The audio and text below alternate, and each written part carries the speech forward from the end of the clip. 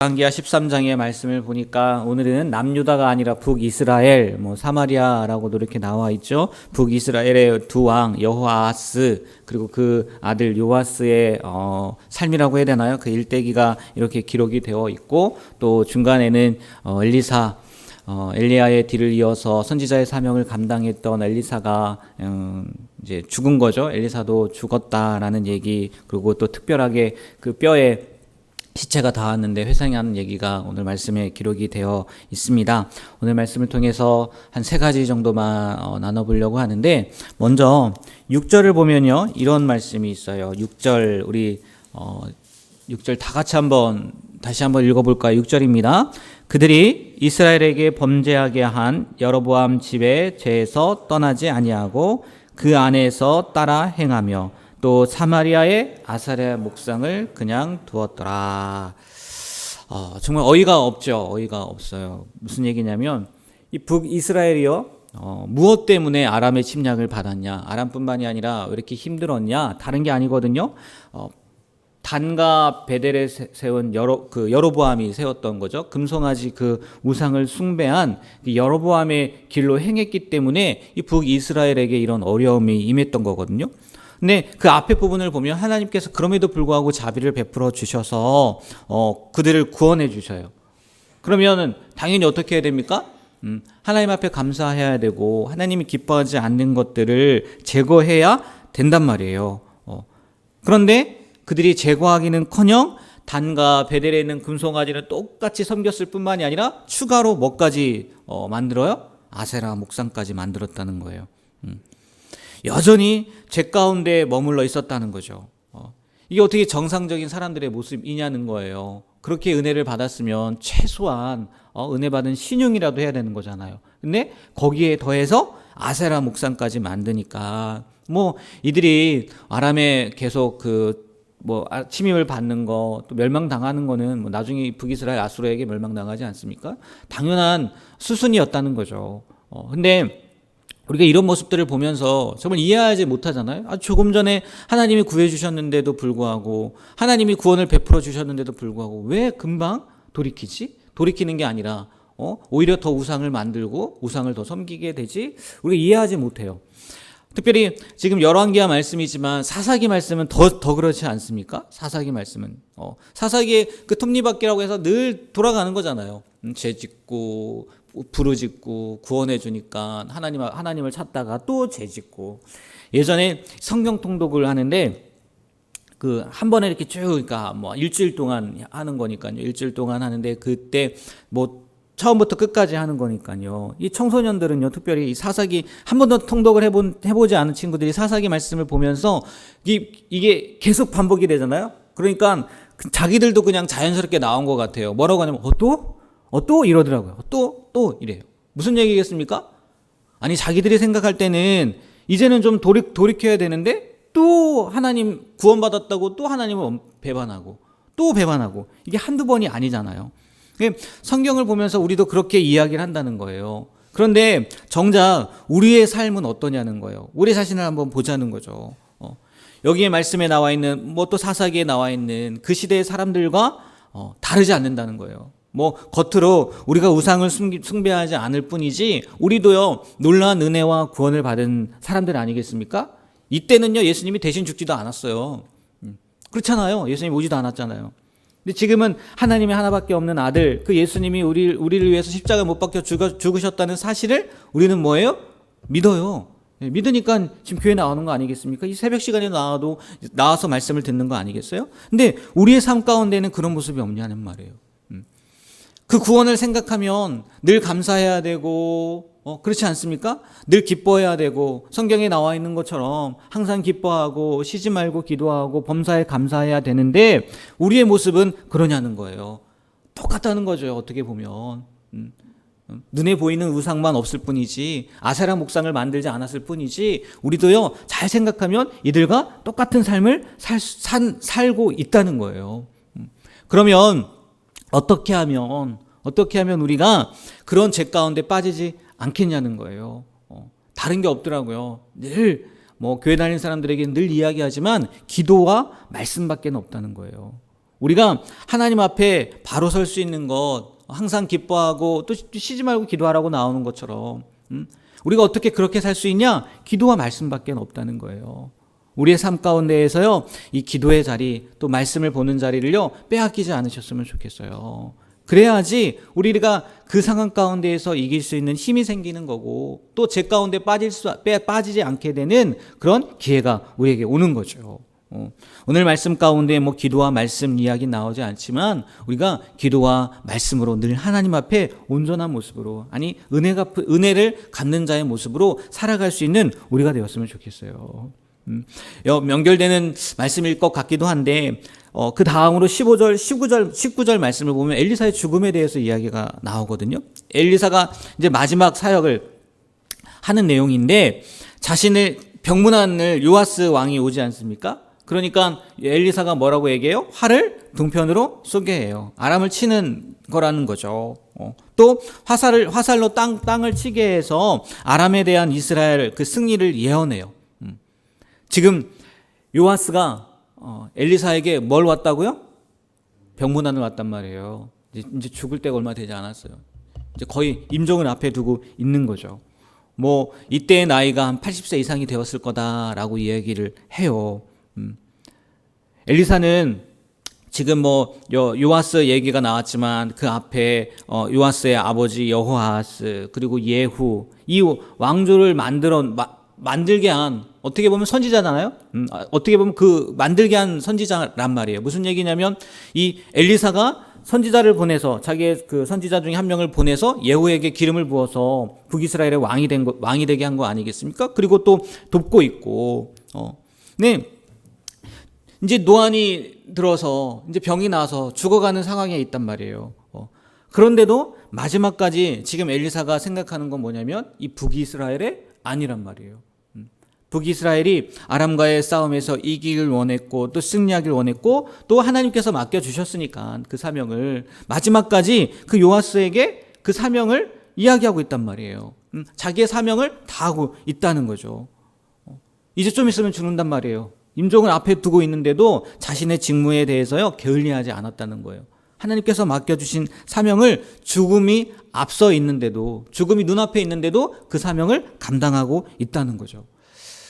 저는 이 말씀을 보면서 어제 한 성도님이 지금 우리가 하나님 저 왔어요 기도하고 있지 않습니까? 연세가 많으신 분이 오셨어요. 11시 반인가. 근데 저를 공교롭게 이렇게 또 너무 오랜만에 오셔서 그런지 몰라도 이렇게 문을 못 여셔가지고 문을 열어드렸는데 그 고백을 하시는 거예요. 버스를 3번이나 잘못 탔다는 거예요. 3번이나. 눈이 잘 안 보여가지고 번호를 보고 탔어야 되는데 보고 타긴 했는데 타보니까 번호가 다르고. 그래서 내려서 다시 또 다른 걸 탔는데 또 그렇고. 또 한 번은 내리는 걸 잘못 내려가지고 다시 타고 왔다. 이렇게 얘기하면서 막 한탄을 하시더라고요. 한탄을. 왜 오신 거예요, 교회에요?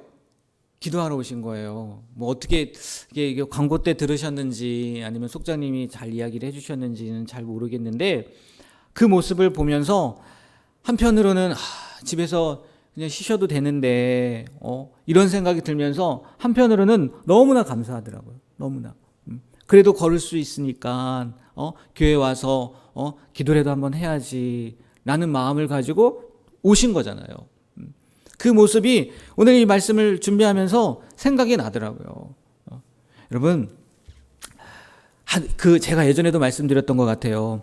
하나님께서 우리에게 맡겨주신 사명에는요, 은퇴란 없대요. 은퇴란. 기억나시나요? 은퇴가 없다는 거예요.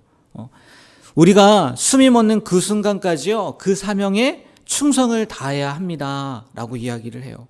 말 그대로 오늘 찬양했던 것처럼 충성하라. 언제까지요? 죽도록. 그게 하나님께서 우리에게 맡겨주신 사명이라는 거예요. 바라기는요, 저도 마찬가지겠지만 우리 성도님들이요, 그 사명을요, 그렇게 감당할 수 있었으면 좋겠어요. 굳이 교회에 와서 봉사를 한다거나 일을 하시라는 것이 아니라 저는요, 다른 것, 기도의 사명이라도요, 우리가 감당했으면 좋겠어요.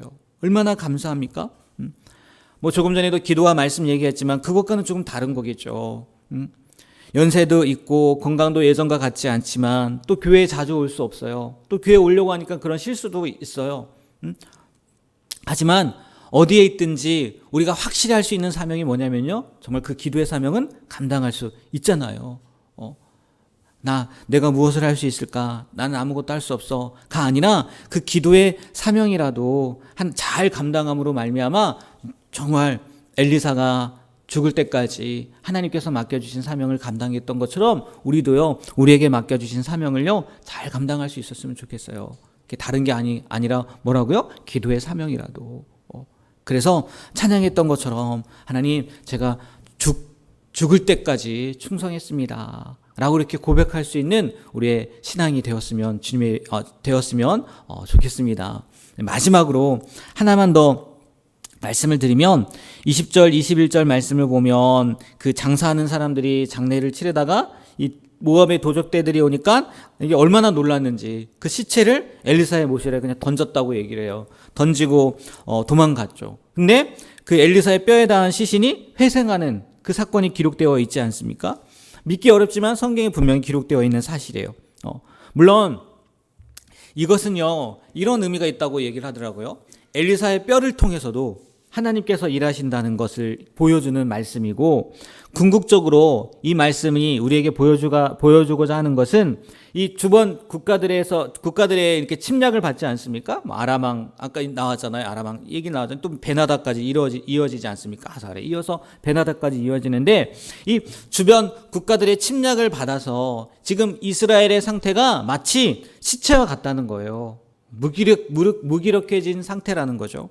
그런데 이 북이스라엘이 엘리사가 예언한 것처럼 치지 않습니까? 요아스에게 치라고 해서 정말 그 마지막 말씀에 3번 쳤더라 얘기가 나오잖아요. 이 엘리사의 예언처럼 주변국들을 무찌르고 다시금 세력을 회복할 것을 보여주는 그런 하나의 예표다라고 이야기를 해요.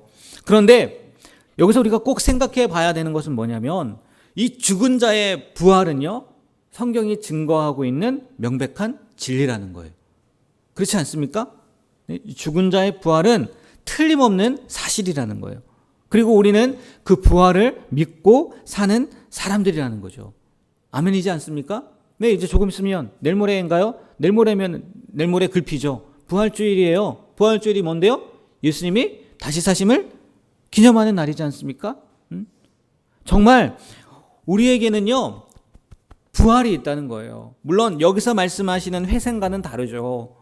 여기는 정말 말 그대로 그냥 죽었다가 살아난 거고, 이 세상에서 죽었다가 살아난 거고, 우리가 말하는 부활은 이 현세에서의 부활이 아니라 종말론적인 부활이지 않습니까? 마지막 때에 다시 살 것을 믿는, 그 부활을 믿는 우리잖아요. 근데 이 세상에서의 이 죽은 자의 부활이요, 결국은 뭡니까? 마지막 날에 부활한다는 것을 예표하는 거예요. 또 성경에도 그렇게 기록하고 있지 않습니까? 예수님께서 다시 사신 것으로 말미암아 부활에 뭐가 되었다고요? 첫 열매가 되었다고 약속하고 있잖아요. 여러분, 우리는 이 부활을 믿고 사는 사람들입니다. 이 부활이 없다면요, 우리의 믿음은요, 우리의 신앙은요, 헛것이에요. 아무 의미 없는 거예요. 다시 한번 우리에게는 마지막 날 부활이 있지. 우리는 그 부활을 믿고 사는 사람들이지. 세상 사람들이 아무리 그게 말이 되느냐, 어떻게 다시 살 수 있느냐, 죽으면 끝이지 않느냐, 이렇게 이야기한다 할지라도요, 성경을 통해서요, 틀림없이 뭐 하고 있어요? 증거하고 있어요. 이거 수천 년 전이라고 한다면 우리가요 2000년 전에, 그때는 그래도 2000년이라서 너무 먼다고 생각할 수도 있겠지만, 예수님의 부활이요 어떻게 우리에게 전해지는 겁니까? 본 사람들이, 다시 말해서 증인들이 증거하는 이야기잖아요. 그냥 막연하게 한 얘기가 아니라 그들의 눈으로 본 것을 증언한 게 어디까지 오게 된 거예요? 여기까지 오게 된 거 아니겠습니까? 지금까지 오게 된 거 아니겠어요? 뭐 증거가 어딨냐? 그래서 증거를 찾기도 하고, 예수님의 무덤이 어디 있었냐? 찾기도 하지만 무덤 못 찾아요. 근데 우리가 어떻게 믿어요? 그 증인들로 말미암아 우리가 믿음을 갖게 된 거잖아요. 우리는 또 다른 증인이고, 우리가 정말 이 부활의 사실을 믿고, 우리도 마지막 날에 다시 부활할 것을 기대하면서 살아갈 수 있는 우리가 되었으면 좋겠어요.